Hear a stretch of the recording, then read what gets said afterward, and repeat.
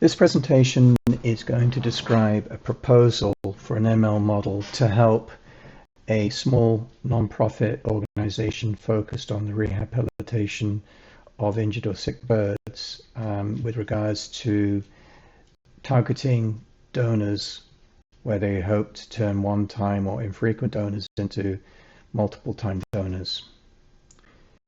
Through the presentation, I will describe the business problem, and the thinking around the solution that's being proposed. So the business itself is fairly simple to describe. They receive sick or injured birds for whatever reason. They endeavor to treat them and return them into the wild as best they can. The positive effects of doing so being contribution to the ecosystem and avoiding perhaps depleting the population count of certain species of birds and so forth. The nature of the business is somewhat seasonal in terms of there will be upticks during parts of the year, tends to follow similar patterns year over year, where the nature of what's wrong with the specific bird will vary, but ultimately those are sort of the trends that reoccur within this business. From what they're seeing as a whole, the volumes do grow in certain parts of the year and perhaps in some cases are growing year over year. Notwithstanding, in order to provide these services of whatever form they take, veterinarial, feed, providing a location, and so forth, all of these have intrinsic costs. The vets, the non-technical staff, the administrative staff, everyone involved, they have to be funded. So the organization does have a dependency on the effectiveness of getting donors or sponsors to make donations several times, i.e. preferably one or more times per year while they remain an active donor. They do run campaigns today that have a theme or a focus. They think that they could tweak these a little bit further, but for the moment this is not an area they want to focus on in the shorter term. Their business problem can be focus more right now on the fact that they believe they spend a little bit too much time coming up with their list of people that they will reach out to contact on a weekly basis to see if they could actually encourage them and to make more donations, and in fact that they actually do.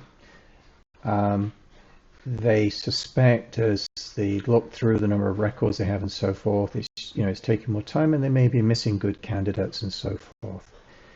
So they think that something that is automated and data driven should help reduce the time they're spending coming up with their targeted to-do list of who they'll reach out to, and hopefully if they're successful in these endeavors, increase the year-over-year sustainability of their operation through the sponsorship contributions. They've got a pool of at least 5,000 known donors on record right now. It grows in small amounts per annum. They think a high percentage, perhaps 70% of the names in their donor pool are just one-time contributors. So they know that there's a potentially lost opportunity here of converting some of them into making a second or third or multiple donations over a period of time.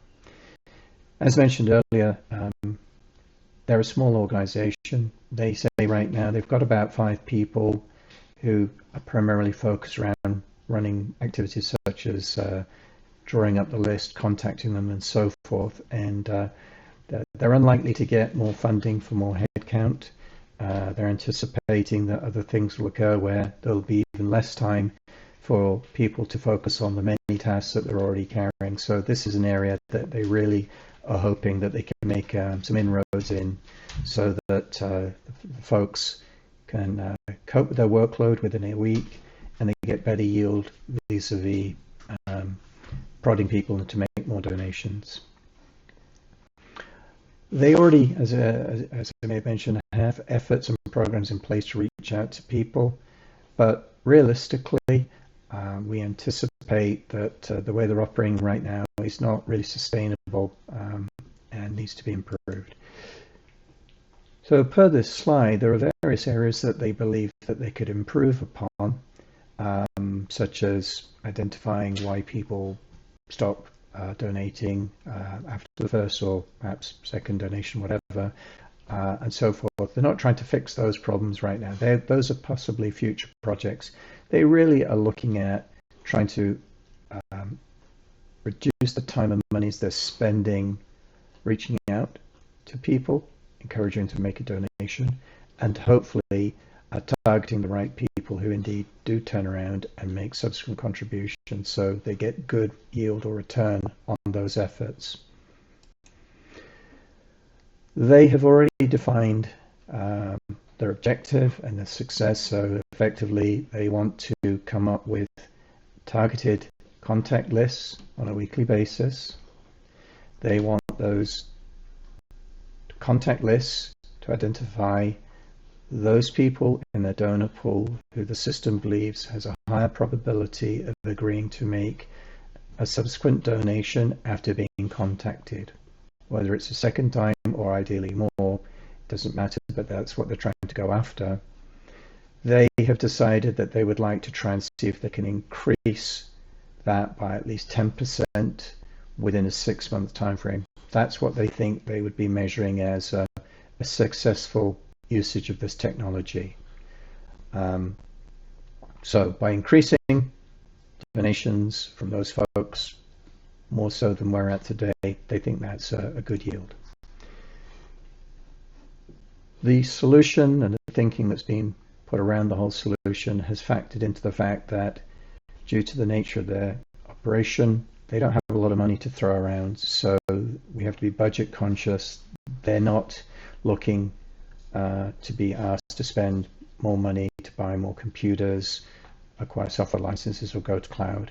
They just don't have the budget for that. So anything that we come up with, we've got to look at it that it's budget friendly in terms of dollar amounts. Hence the desire that whatever it is that we propose to deploy can take advantage of what they already own, computers or licenses, right? The desire is to get a targeted list of donors to reach out to. They need it delivered to them on a weekly basis. They do not need a deep and rich and immersive experience to interact and consume that information. Far from it. It's a simple top-end list with some attribute data about each donor that's being proposed by the system. They can view that information very easily in Excel, which they already have licenses for and the business users use. So ultimately, it's not changing how they work in terms of changing what tools they have to be trained on and how to use. It doesn't have high expectations of them knowing how to interact with clever UIs or anything like that. So they're all positives. Ultimately, it's not changing necessarily how they go about their working day once they're in position in this list. This is about the creation of that targeted set of people that they reach out to, reducing the time spent there, and hopefully the proposed contacts turn into good contacts. In terms of validating what we're going to do, ultimately, like any project, we will be engaging with the subject matter experts that the business identifies will be on this journey with us. We will endeavor to engage them very quickly in the cycle and frequently. We propose to train the model on some of their existing historical data, thinking probably being a 24-month period, because if we span over 2 calendar years, we think that covers any seasonal traits that may exist to how people donate. So for example, maybe people donate earlier in the year or towards the end of the year or whatever. We think the models that could be used or should be used here will be a regression or a random forest, ultimately describing to the business users why the model came up with the top end list that it did. Should be relatively straightforward to describe. We will use something like a confusion matrix to make sure that the model's performance is good versus keeps coming up with false positives or negatives. We will have the subject matter experts look at several weeks of generated lists of targets within the selected historical data. We will ask them to look at the systems of record to see, can they concur which of those people were observed to have made donations post that time frame. So in other words, where they might concur by looking at the data, yeah, your proposals seem right, or perhaps they are fairly familiar with the names that have been proposed and can actually sort of confirm based on their own experiences and interactions, yeah, the system's working pretty well. Let's say that it seems to come up with non-ideal behavior, then of course we'll have to go back and try and determine, well, what's the problem here? Is it a data problem or a quality problem in the data and so forth? We will also, once we get sort of through this phase, we will then move into a cycle of what I would call more of a parallel testing, meaning they would still go about doing their job as they're currently doing it today. We'll call it the manual way. And we will ask them to look at the list that the solution produced for those weeks and see where the proposal has produced better findings, and more importantly, that they concur subsequently. It did turn out that that a good percentage of those people they reached out to did indeed make a donation. I also want to stress, due to the nature of the proposed UX solution, the cycles here and here, we only have to produce simple CSV, XLS files, which is a positive for this project. We do not have to expend significant time and materials building fancy UIs or anything like that. So the level of investment we have to make through these ways and adjusting things in that regard is very, very low. Naturally, by talking to the SMEs with regards to reviewing who was reached out to, how did they behave, those are things that we would hope they reflect upon. How does the system of record allow them to capture that today? And are we indeed leveraging that information? Have we missed something? Let me give you an example. Maybe the people they reach out to say, well, I'm not going to donate now, not within this quarter, let's say, because I had set aside a personal budget of donations I'm prepared to make to you or various organizations, and I've already blown my budget. Maybe my economic situation has changed. Maybe I'm unemployed suddenly, and so I'm tightening the belt.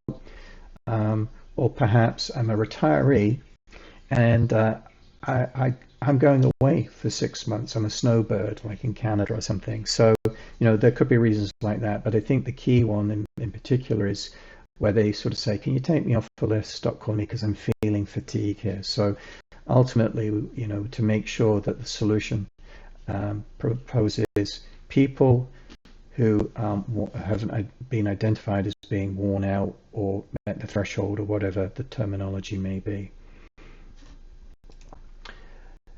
We've already conducted some auditing of the data vis-a-vis, do we have the data we think we need from the systems of record we have access to? So we're pretty comfortable there. We know we've got historical data going back sufficient periods of time that we think we've got good confidence in the ability to train the data. The nature of the data in terms of fields that are there hasn't changed during that period of time. So we're not facing the situation of some of the data from some years can't be used because it doesn't have those fields, whereas newer years does, and so forth. So we've got a good swath of data we can work with. Because the volumes of data in terms of the size of the donor pool, the number of donations that occur within a period and so forth is not large, we can train over a lot of data, in fact all of the data in all probability, because it's not a huge data problem. We've also looked at what the features or categorical or metric data that should be there or should be available for this project. We've confirmed we can derive mappings from what's available to achieve these things. Either it's a one-to-one mapping or a little bit of transformation may be necessary, but we're very comfortable in this area as well. And we've done a review of the equipment that they run, we'll call it their production systems on.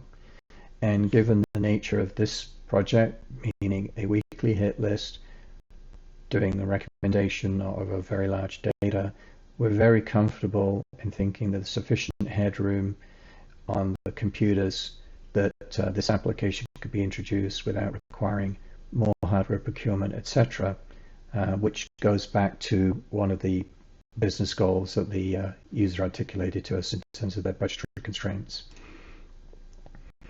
So when we look at the technology, again, you'll take on board two things. This organization doesn't have headcount that consists of a lot of technologists. They don't have a lot of programmers on staff or very capable IT who can program on staff.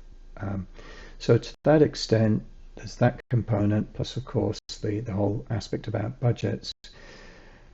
So the thinking towards a technology solution is, for the most part, lean and mean, simple, and selecting technologies where the likelihood is that they're going to engage with contractors within their locality, their city, for example, where there's known to be a big talent pool. There's a lot of people, and the availability is good to bring people in to work on this solution at whatever phase in the project it may be talking about.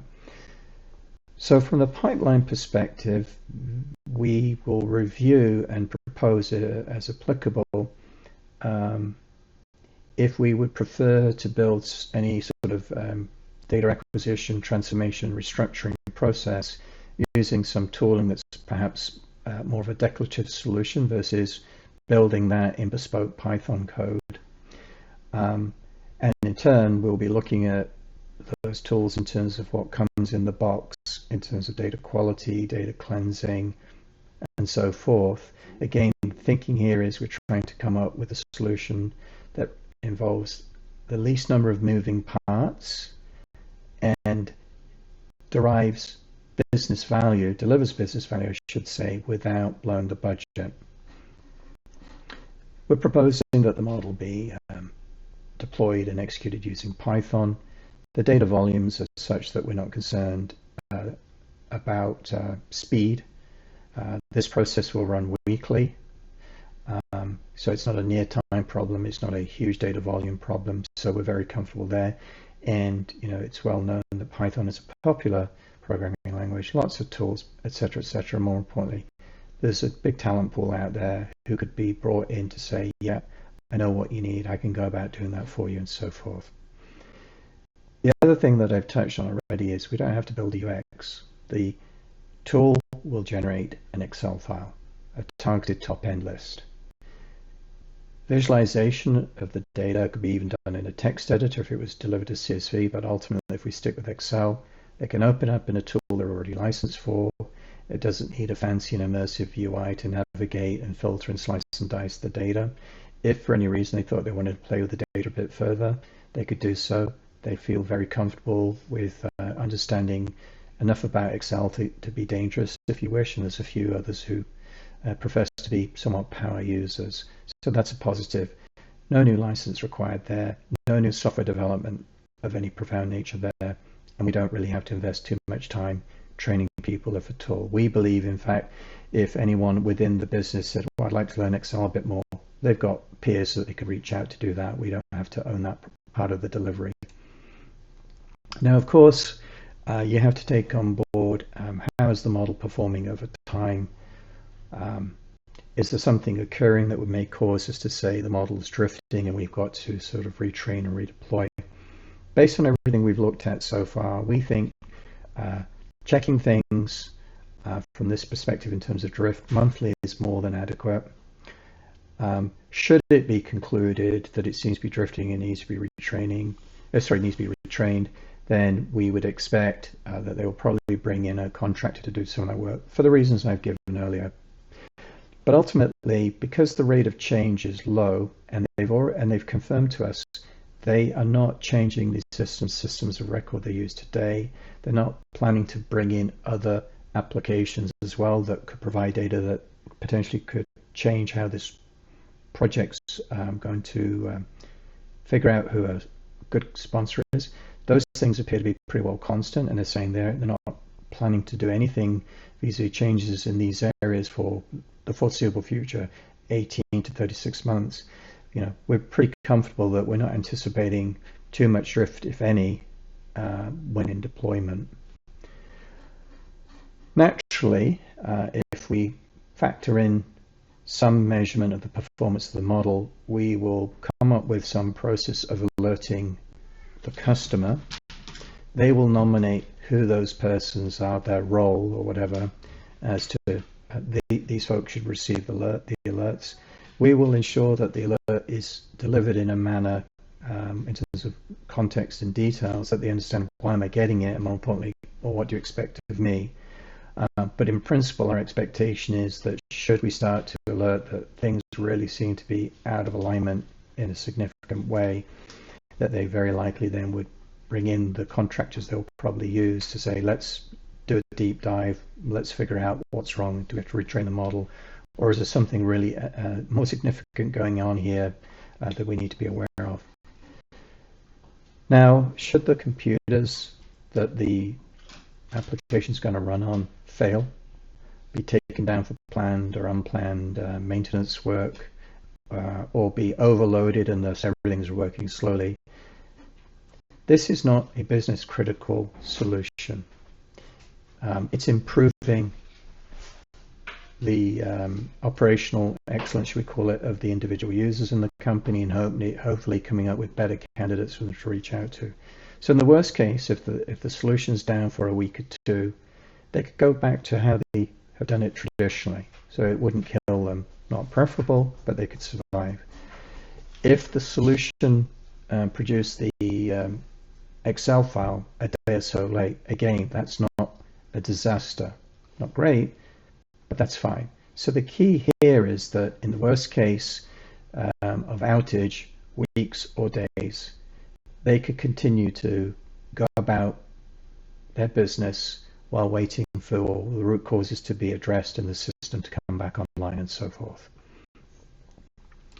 So in conclusion, I've described to you the business problem, the thinking behind the solution that was proposed in terms of implementation, the user engagement, and the life cycle of the model once deployed. Thanks for your attention.